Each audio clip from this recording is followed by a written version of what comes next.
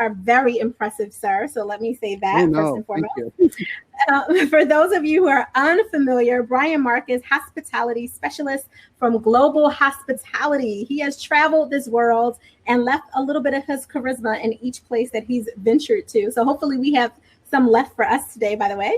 Absolutely.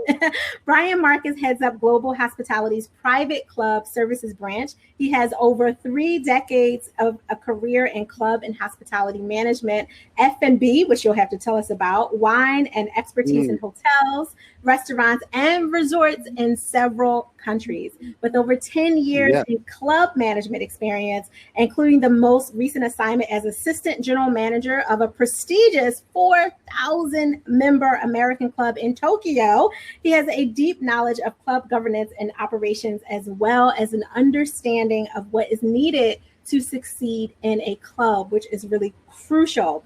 Prior to all of this club experience and being able to understand how to work a room, because that's what I'm reading underline of that, Brian spent decades internationally working and opening hotels in Asia, the Middle East, Europe, and North America. Brian, are you tired of hearing about yourself yet?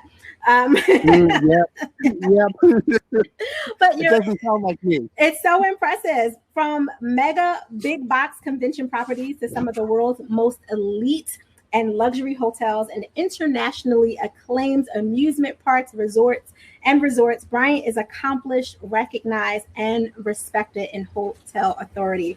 Brian, welcome. We are so grateful to have you here. Nikita. Thank you for having me, and Gracie. It's a pleasure. I'm going to jump right into it. I'm going to share my screen. And what we're going to talk about are 2 things that I think are pretty interesting and that I've certainly been able to wrap my head around, and I think help people make a difference in their careers, is resumes and interviewing skills. So it's something that hopefully you'll find interesting and useful and a solid takeaway. So talk about resumes, or what I call resumes 101, or really selling yourself. And that's really what a resume does. Is a resume is there to get you noticed, to have you stand out. When, especially now, I was just talking to a general manager who was looking to hire a director of sales not too long ago down in San Diego. They put an ad in and they had over 800 applicants. Really, the simpler and the easier to read your resume is, the better it's going to be. A lot of people put graphics, a lot of people put photos, a lot of people put a lot of, kitschy things on their resume, and they think that that's going to get them to stand out, where it does, but not necessarily for a good a good reason. People that we've done a lot of surveys, and we've done a lot of feedback with our clients, and we've come up with some tips and of what makes it really an effective resume. And what we've heard by and large is professional, simple, clean, easy to read, relevant, keeping your font and your style to either like a Arial, a Cambria, or a Halactiva, usually an 11 or 12 point, not too big, not too small. To be very critical about the mechanics, your English mechanics, where to bold, where not to bold. I think that it doesn't matter as much as it does that it's consistent throughout the entire resume. You want your resume to be, this is a talking point of yourself. This is a branding exercise of yourself. So it's very important to keep that in mind, that everything you do on your resume needs to be absolutely perfect. I always say, when it comes to length, and I get a lot of questions, I get a lot of people asking me, how long should my resume be? Is it the more the merrier? And I've always told people, I always say, remember the 3 bears: not too long, not too short, just right. You don't need a 12-page resume if you can do that in 2 pages. Generally, I like to keep all of my resumes that I submit to clients no more than 2 pages. First, nobody or very few people will spend the time to read too much more than 2 pages. So it's important to keep it succinct, and it's really about what I tell candidates. It's about the quality. It's not about the quantity. You can have 3 or 4 pages that are not very relevant, or you can have one page that's absolutely fantastic. So the different parts of the resume, and in a few slides, we'll go through this, and you'll see how it all works, is your name and your contact. Please don't use your work information. It's highly unprofessional, and you would be surprised on how many resumes I see with Marriott.com on it for a contact email. Something on, as well as on the contact, there's a lot of laws that have recently been passed on what a employer can and cannot ask. There's no need to put your full address on your resumes. I always keep it to a city and state. The next part is a short, and I will again repeat that: a short intro or objective of who you are in 3 or 4 sentences. What are you going to bring to the table? Why you? And the objective is, as well. Then the third part is your professional experience, which is the bulk of the resume, and that's generally where people will read first. When they read a resume, they'll go straight to the professional experience. And then if that's interesting, then they'll read the rest of it. Last is education. I always like to put education on the bottom. It's very important. And I'll talk about education in a few minutes on the proper way to annotate that. And then anything else, depending on what you are applying for, that's an area that you can put down foreign languages. You can put down what computer applications you're familiar with, any kind of press or media. So those are the 5 basic parts of a resume. If there's any questions along the way, please feel free to ask them. I can't see the chat box, but if somebody can let me know and just stop me, and I'm happy to answer any questions along the way. So the introduction, again, who you are and what you are. Short, sweet, to the point. Set out your objectives clearly, concisely. Most importantly is why you. What are you going to bring to the table in 2 or 3 sentences? Why should you be the one to get an interview versus these other 799 people that are in the pile? What are your unique skills? And again, I've got unique highlighted. If a skill is not relevant to the job that you are applying for, I always recommend you don't put it down. You don't need to put down that you're a skier. You don't need to put down, that you're good at Facebook. It's what are your unique skills that are salient to the position that you're applying for. You'll hear me mention that over and over again, the position that you're applying for. There's different resumes for different types of positions. And, I've got candidates that have multiple resumes depending on what they're applying for, because you want your resume to really answer what's in the job description or what's what that employer is looking for. This is something that's also very interesting that I always encourage people to put down, and it can be woven in. It doesn't have to hit you over the head, but in the introduction, what's important to you? What are your core values? What's your personal mission statement? What are you about? And this is where you can be a little bit more creative and more on the soft side of the business.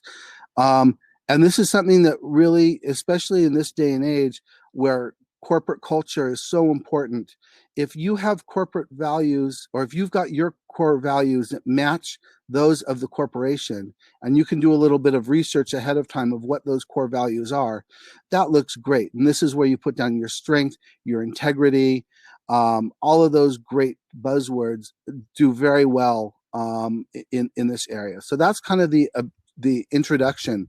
Again, short, sweet, to the point.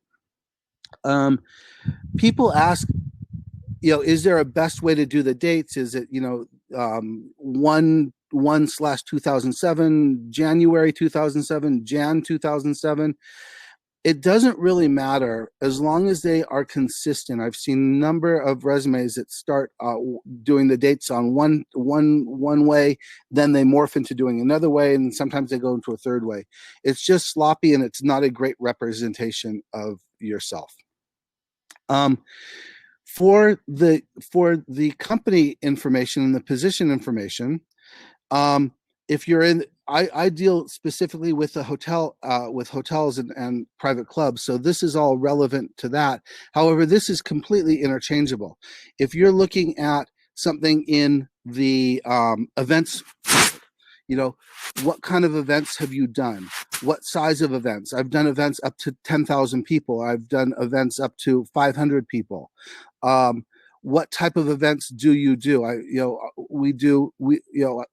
In this position, I did mostly corporate events, or in this position, I did mostly weddings and bridal events. So keep it, this is always a good thing, because not everybody that's reading your resume is going to understand what you're doing right now.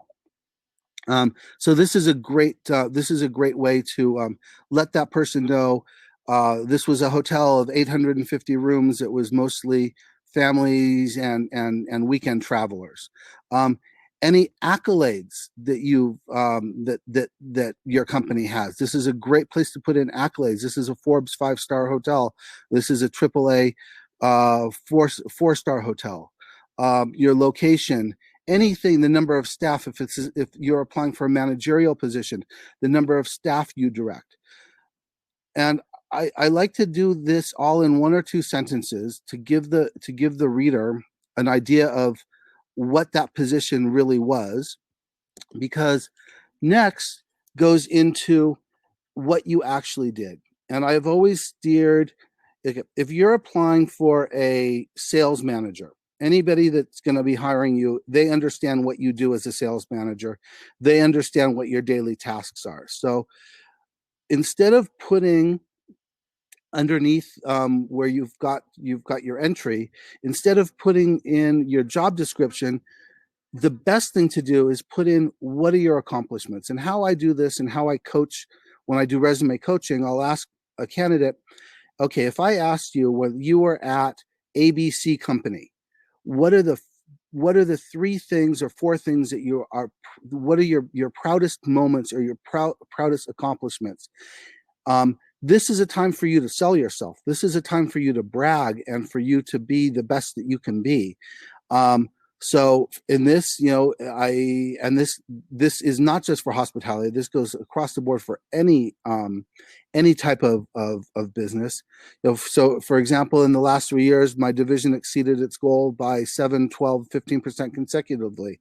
2 years, I earned the Manager of the Year award.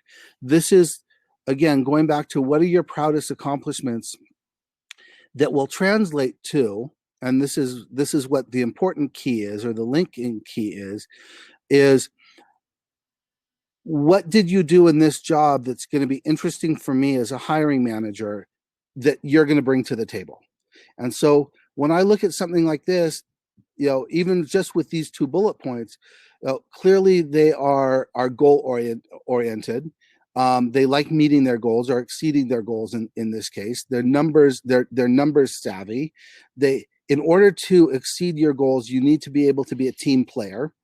So this is all of the things that are that it's being said in this 1 bullet point. Earn the Manager of the Year award. Well, clearly this person is about excellence and has been recognized in their company for excellence. This is a lot more powerful than, I get up in the morning and I turn the light on and I manage 12 people. So this is what really sets and really makes a resume from a good resume into an excellent resume. References, there's no need to give them away. You don't need to put your references on the first on your resume. We never put references on. It's always good to have references. Trust me, if the interview process goes well, they're going to ask you for your references. As I said in the beginning, your spelling, punctuation, it goes beyond that. It's where you've bold, what your use of bold, of your indents, your format. As long as it's consistent, that's what's most important. It doesn't really matter how you space it, or it does to a certain degree, but what you bold, what you don't bold, what you capitalize, as long as it's consistent throughout. I always tend not to use abbreviations. Spell everything out on your resume. Don't assume that the person is going to automatically know what F&B is, or spell it out the first time and then use punctuations after that. So these are just some best practices for writing a resume. So here is, we get a lot of questions about, well, I was with the same company but different positions. I was promoted. I was in, people in the hotel world that move, or even in the events world that move within the same company. If you're working for a large company and you've been moved to different locations. So this is how you would handle that. If you're with the same company and you've been promoted, or you've moved, or you've been promoted rather, it's the name of the company, the total length of time you were there, because you want to show longevity and you want to show the greatest length possible on your resume that you've been at a company. And then underneath it, I indented and I put down, in this case, it was at the Park Hyatt Chicago from 2014 to 2020. And then before that in Istanbul from 2010 to 2014, where I also had a promotion. So this is the easiest way to handle a promotion. If you're with the same company, it's the same thought process. If you're with the same company, for in this case, Interstate Hotels and Resorts, you were there from 2000 to 2009, and while you were there, these are the three properties you were at. So this is something that sometimes is very confusing, and I like to believe this is an easy, a clean, and a very effective way of illustrating your promotions and your moves within a company, and again, very effective how this is done. So kind of what does it look like altogether? You've got your name and your city and state and your contact information. I used my business address on this one since it is a sample, but again, don't use your business email address. I've got two very short paragraphs. I think it's a total of about seven sentences about who I am, what I'm going to bring to the table, what I've done in the past, why you should hire me, what I'm passionate about, what I like doing, what I'm proud about. So this is kind of an introduction to who I am as a person. And then your professional background, your education. On your education, it's important to put down whether or not you've earned a degree. And again, I get a lot of questions from people saying, well, I've gone to college for 2 years, but because of personal reasons, I had to drop out, or I wasn't able to finish. Do I put it on my resume or I don't? There's two schools of thought. The school of thought that I'm from is absolutely, you put that on, especially if you have a good reason why, and a logical reason why you didn't finish. You just don't put that you've got a degree. So in this case, it would just be, San Francisco State University, international relations major. In my case, since I earned a degree, I put the degree down. If I didn't earn the degree, then I just wouldn't put it down. But it's important for employers to see that you've had that dedication, that you've at least had some education. If you don't have education and you don't have formal education, you can always put in trainings that you've been onto, any kind of outreach programs that you've gone through. Anything you can put in for education that makes sense and that's relevant to the job is something that's great. And then any kind of achievements that you've got. On mine, I've got my languages. I speak multiple languages, so I have that on there because I thought that would be interesting, especially in my field. So this is what it looks like when it's kind of all put together. Keeping in mind that you use different resumes for different positions. LinkedIn and your social, your Facebook and your Instagram, is very important. On LinkedIn, a note on LinkedIn, most recruiters find their candidates through LinkedIn. It's really important that your LinkedIn profile 100% matches up with your resume. Because if you send in a resume and the person reading your resume checks you out on LinkedIn, and it doesn't match, that's not a great thing. There's a lot of, as Lucy says, there's lots of splaining to do. So it's really important that your LinkedIn matches up and it's a clean match with your actual resume, especially when you look at the gaps in your resume and things like that. A lot of hiring managers will jump on Instagram or on Facebook and do a search for you. So, it's always good to be cognizant of what's on your Facebook or what's on your Instagram, because that's again a representation of you. So these are just all really important parts of writing a resume. Before we get into interviews, was there any questions at all about resumes? No? Okay, so I'm going to move on to Brian. Yeah, there was a couple of questions. Since you're asking, I'm going to go ahead and jump in on behalf of Nikita. So there was a couple of questions. One came from Nancy. Her question was, have you seen that hiring managers prefer a summary as opposed to an objective on a resume? It can be one or the same. If you do a summary, it gets a little bit longer. I'm not one that's in favor of doing summaries in place of an objective, because that's what the body of your resume really should suffice as looking at it as a summary. There's nothing wrong with it. When I do resumes, and the feedback that I get from our clients is that it's more about the objective and about who you are as a person. So if the summary is who you are as a person and this is what's important to me, then yes, I would say go for it. Gotcha. Here's another question. This one comes from Sharon Johnson. Sharon mentions, Brian, what prep techniques do you recommend with virtual interviews? Oh, we're going on the interviews topic soon, right? That's a great question. I'm gonna cover virtual interviews as well. Beautiful. So she also made another comment. Oh no, this is Nancy. Nancy says something about a tip that she needed. She says, she loved the idea of you giving the example of having multiple positions in one employment, because she spent close to 30 years at one employment with multiple positions. So she loved that idea and that tip that you shared.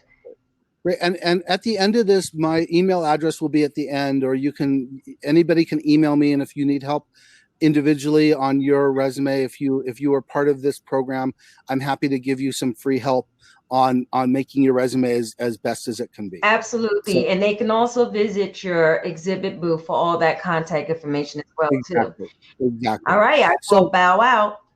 So now you've got your resume done and you've got an excellent resume and you've sent it in, and you get the phone call saying, can you interview next Wednesday? And you're all excited and you're going, yes, absolutely. I would love to interview with you, Gracie, next Wednesday. That's perfect for me. So the number one, as far as importance, this slide is the most important slide for the interview, is preparing for your interview. Just like you do for anything else that's important, it's all about the preparation. So what you need to do is learn as much as you can. And thank God in today's era of internet, there's not much that you can't find on the internet, especially if it's a major company. Glassdoor is a great resource. But what you want to do is you want to learn as much about the position, who you're going to be interviewing with. Is it a single interviewer? Is it a panel interview? If the interview goes well with the first person, who potentially are you going to be talking to after that? The company, and then any other stakeholders. And I would say I did this as a similar presentation a couple weeks ago with a bunch of hotel managers, and I was shocked that most people spend less than 20 minutes preparing for an interview. You know, when I coach a candidate that's going into an interview, I'll spend at least an hour on the phone with them, coaching them and getting them ready for the interview. And then I'll give them a homework assignment that's going to take them at least another hour to 2 hours to do everything that you're seeing on this page. So it's really important to ask. And if they haven't sent you a job description, ask. These are great questions to ask. Absolutely, Gracie. I'd love to interview with you next Wednesday so I could best get prepared for this. Is there any way you can send me out a copy of the job description? Because I want to be as prepared as I possibly can be. And then go through all of these information. Spend some time online. You know, Google the company. Look on LinkedIn for other people maybe that have worked there, and what do they have in their background that would make you interesting based on what they've got in their background. Who are the other stakeholders? You know, who are you going to be interviewing with may not be the owner of the company, and so who is the owner of the company, and what's important to that owner? What charities is that company part of? You know, if they're part of animal charities, and you love animals, and that's something that's a great, you're looking for great mutual points of interest. If you know anybody that works there, you know, contact them. Say, hey, I've got this interview with Gracie. I'm really excited about it. What can you tell me? You work there. You used to work there 5 years ago. You know, what can you tell me? What's important to them? What's going to resonate with them? And it's important on your interview that you show the interviewer that you did your homework, you know, and just by natural conversations, that will come out loud and clear. Know the format. Is this going to be in person? Absolutely, Gracie. I'm going to be ready on Wednesday. Is that going to be an in-person interview, or is that going to be on Zoom, or is that going to be over the phone? What kind of interview is that going to be? Because there are small differences between how you interview if you're on the phone, or if you're in person, or if you're on Zoom. You know, practice your interview. Stand in front. I know it sounds ridiculous, but stand in front of your mirror. You know, most people know what questions are going to be coming. You know, it's, you know, tell me about yourself. So when and which is usually the first question. So have a great 3-minute elevator pitch all ready to go that doesn't sound like you have it memorized, but that you have it memorized. And because this is the #1 question asked on an interview, and if you bomb it from this, then it's really hard to recover. And you want to get them in this 2 minutes, 3 minutes elevator speech about yourself. You want to get them excited to learn more about you. You want them to say, wow, this is fantastic. I want to learn more about you. I'm excited. You want the interviewer to be as excited to be interviewing you as you are. Be prepared with questions. Almost every interview will say, do you have any questions? Okay. I'll go into questions in a few minutes, but this is a big part of it. Prepare your questions, and your questions are going to come out of your research that you've done. Be prepared to listen and to learn. In an interview, it's really important that you listen and you take the verbal cues and the body language cues from the person interviewing you. And you do this by practicing. So being prepared for your interview is probably the most important part of the entire process.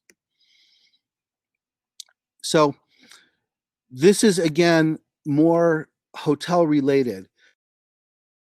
This can be translated to any industry, is coming up with a list of questions that you think are important before you interview and being able to answer this. So in this case, it's a hotel.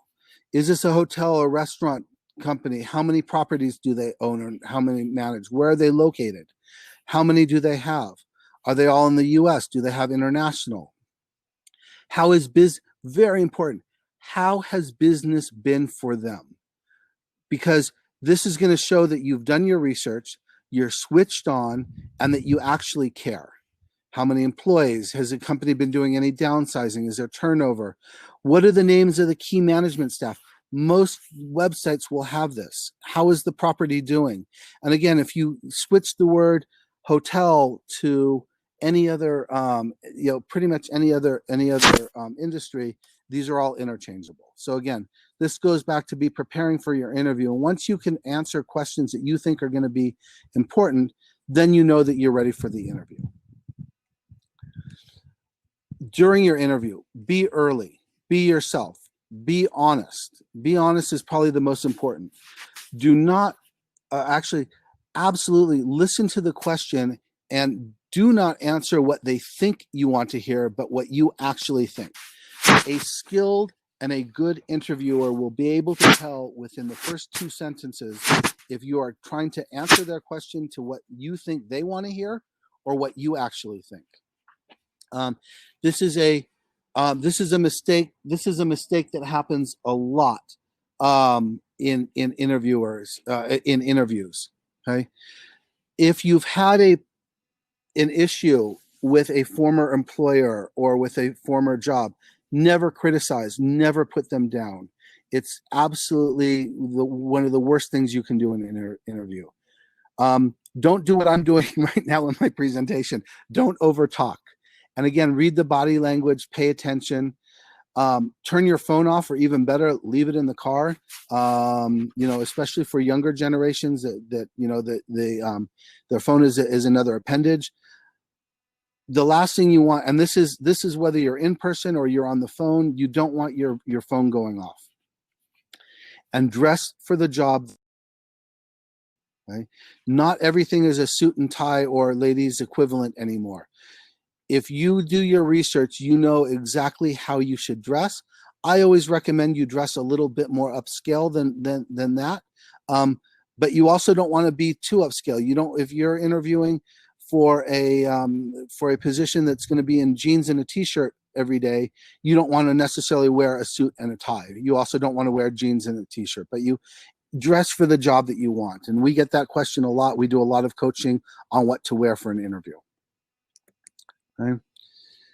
Again, we kind of went through this to tell me about yourself. Talk about yourself in the terms of the job. For example, you can throw a fact out that you have a hotel or culinary degree, or you've worked X number of years in the business. You can talk about your management style, your personality, your strengths. Prepare for this one. Again, like we said, prepare for this one in front of a mirror at home or somebody else asking. Be specific, use numbers, use situations. Using situations is the best way of having an interview. I also tell people that the best interviews don't become interviews anymore. They're just a conversation, and storyboard your career.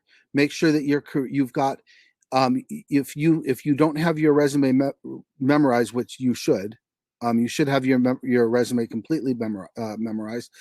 If you're at home, if it's on a Zoom or on a phone, have it readily available, because you want to be able to make sure that you're answering questions accurately. Okay. One of the big questions is, what is your salary expectations? I always tell candidates, don't put a number out on the table, because once you put a number out there, it's hard to do anything with it. So here's 3 possible ways around it.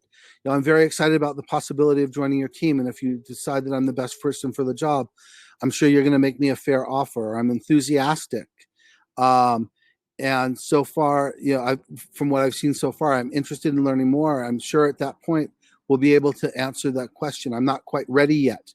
I need to learn a little bit more about it. So here's 3 ways that you can kind of dodge that question. Other thoughts, first impressions. Your first impression is the most important. Okay, mirroring. Watch your mouth. Watch what comes out of your mouth. Once it comes out, you can't put it back in. Don't get personal. Don't talk about religion. Don't talk about politics, although it's very difficult these days not to. Watch your body language, you know. And again, like I said, it's interviews are conversations, and so work to get it to be a conversation. That would be a great thing. Be prepared, ask smart questions. So with questions, it's not about the quantity of the questions, it's about the quality of the questions. So it's about asking smart, relevant questions. You want them to leave saying, wow, that was a great question. That was not what I was expecting. So that's your goal out of that. I'm sorry, ladies and gentlemen, my apologies for the background noise. I'm so sorry about that.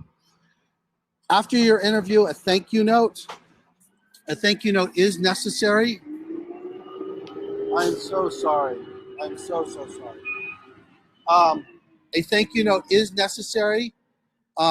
It should be well written. It should be proofed. It should be succinct. It doesn't need to be a 12-page document. It needs to be relevant. This is a great time, and I always tell people, this is a great time to ask a further question. You want it to be engaging. And lastly, in your thank you is, why you for this job? Why? This is your last chance. This is your last touch point, is why you for this job. So all of these are really important. A hand note written is lovely in this day and age. You're great with doing a electronic or just an email is fantastic. Okay. Phone calls, the virtual. This is a question that we got earlier. So here we go. They all have the three bases, but what are the differences? Okay. In virtual, background and technology matters. Again, my apology for the truck that just drove by. On an interview, that probably wouldn't be a great thing. On a phone, it tends to be more difficult, so you need to be more prepared. You can't read the body language, okay? Again, be ready to talk about your professional and your background and your skills. Keep your resume in clear view if it's on your top of your desk. I've sometimes have had people tape it to the wall or near the phone, so it's at your fingertips. Make a list of your accomplishments and your strengths and even some of your weaknesses, because that's going to be something that's going to come out. You know, be able to take some notes. You know, clear the room, close the door, evict the kids and the pets, turn off the radio, you know, or the TV, keep background noises to a minimum. And if you're being recorded, you know, which is a possibility, just keep that in mind. Remember, and this is something that's very, very important, and I can't stress this enough, very few people ever get offered a job on the first interview. The goal of the resume is to get an interview. The goal of the first interview is to get a second interview, and whether that's in person or not in person. For a video interview, you'll control distractions. You want a professional background. You want to focus on the lighting. You want to be in time. Don't over interject. Wear a professional outfit. Test your tech. Make sure your tech works. The last thing you want to do is be on a Zoom call and find out that your camera doesn't work anymore. Test your tech. Very, very important. I always as well tell candidates, be cognizant of what you're wearing, that it doesn't blend into the background.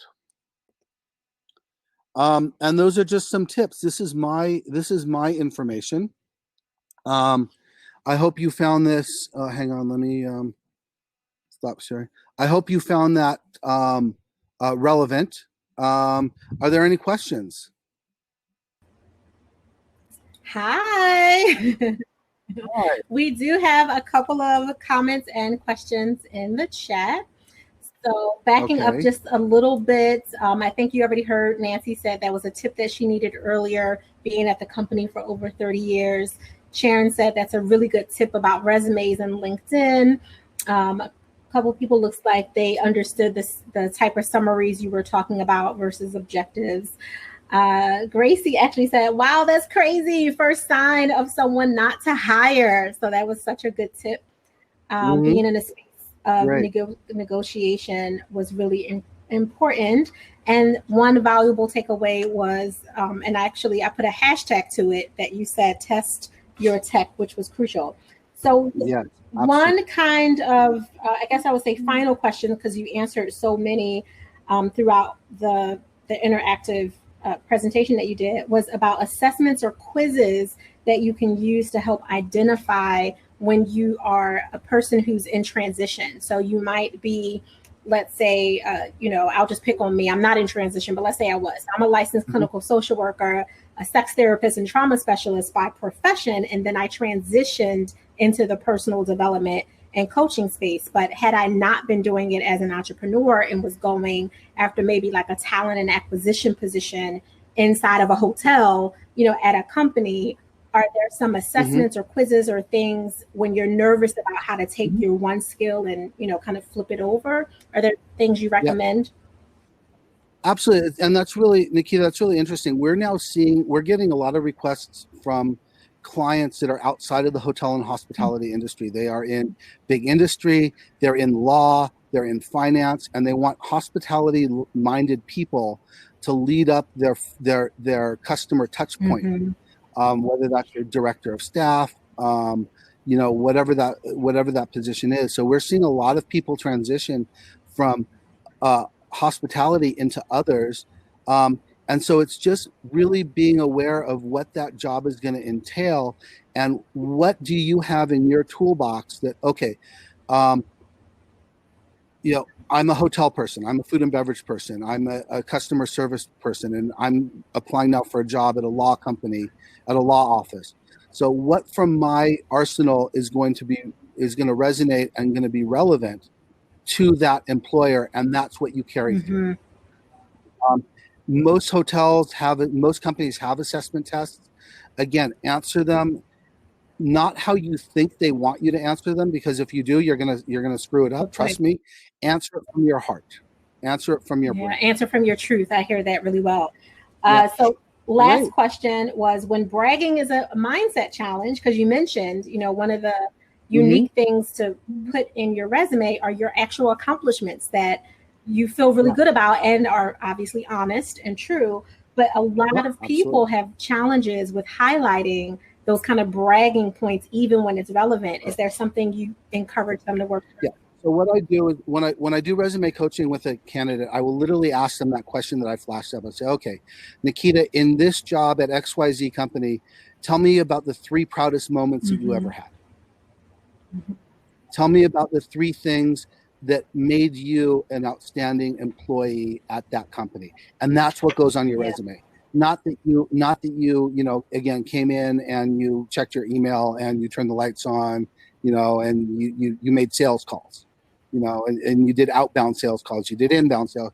Not interesting. Anybody who's going to read your resume will know what you do, pretty much will know what you did in that position. No, that was awesome. I actually wrote it in the chat in the stage area, so everyone who's watching catches that valuable takeaway. In addition to test your tech and all of the resume and interview points for virtual and in-person interviews, there's also, just get comfortable with writing down and sharing at least your 3 proudest moments that you've ever had in your life. That was awesome. Thank you, Brian. Nikita and Gracie, thank you ladies very much for having me. I really appreciate it. It was wonderful. You were awesome. Thank you so much.